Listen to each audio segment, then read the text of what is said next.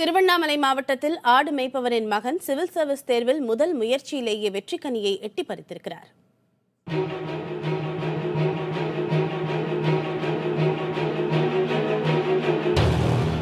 அப்பா பச்சையப்பன் ஆடு மேய்ப்பவர், அம்மா குமாரி கூலி தொழிலாளி. அரசு பள்ளியில் பயின்ற மகன் யுவராஜோ இனி மத்திய அரசு அதிகாரி.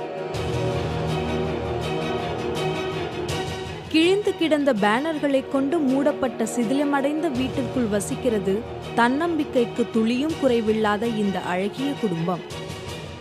சின்ன வயசுலேருந்து படிக்கும்போது ஐஏஎஸ் ஆகணும் அப்படின்றது தான் அவனுடைய எய்மு. இருந்தாலும் நாங்கள் வறுமையில் இறக்கறதுனால அவனால் படிக்க வைக்க முடியுமா, இல்லை அவன் பாஸ் பண்ணிவிடுவானா எப்படி அப்படின்னு கொஞ்சம் பயமாகவே இருந்துச்சு.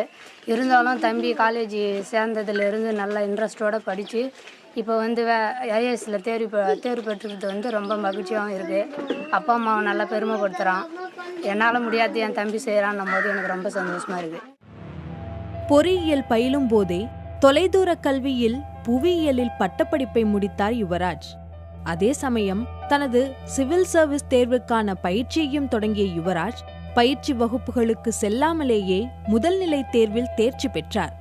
சில தனியார் பயிற்சி மைய உதவியோடு சிவில் சர்வீஸ் தேர்வை தமிழ் வழியில் எழுதி தேர்ச்சி பெற்றிருக்கிறார். அதுவும் முதல் முயற்சியிலேயே.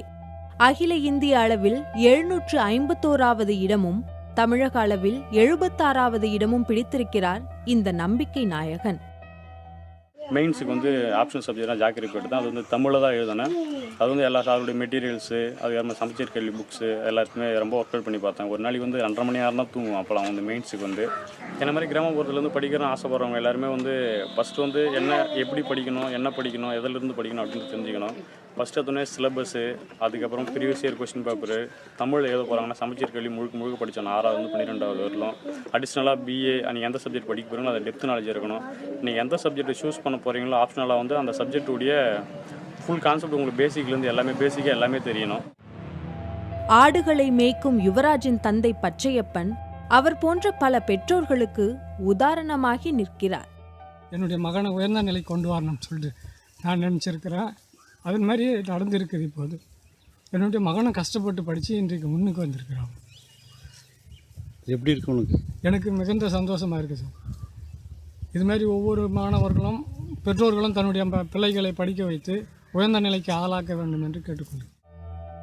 ஐஏஎஸ் தேர்வுக்காக முட்டி மோதி படித்தும் தேர்ச்சி பெற இயலாமல் தவிப்பவர்களுக்கு மத்தியில் வசதி வாய்ப்புகள் எதுவும் இல்லாமல் விடாமுயற்சி என்ற மூலதனத்தை மட்டுமே வைத்து அதில் சாதித்தும்